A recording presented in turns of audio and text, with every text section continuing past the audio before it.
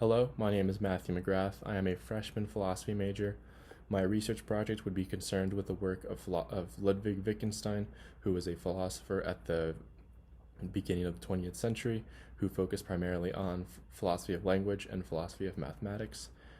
In his work, Philosophical Investigations, he details what is called the private language argument. A private language is a language that is understandable by one person only and is untranslatable and unlearnable. Such a language would be created like this. A person feels a sensation, like the feeling of pain after falling down or the feeling of cold after walking outside. In other words, the immediate point of sensation, not just the memory of it.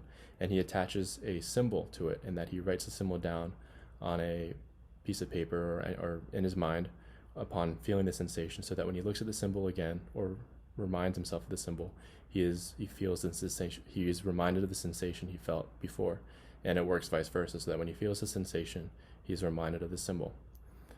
In the private language argument, the generally agreed upon aim of it is that Wittgenstein tries to show it as nonsensical, and that such a language is impossible to conceive or use. And my goal of my research project would be to explore this private language argument, and I could do this in a number of ways, namely three main ways.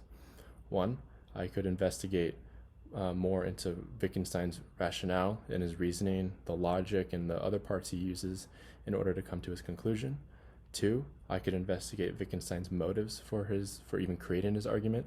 It's not intuitive that someone would create an argument only to call it nonsensical and, in other words, meaningless. Or three, I could investigate the specific remarks Wittgenstein makes on sensation language, which is the language we use to talk about things like pain, feelings, and sensations in general. And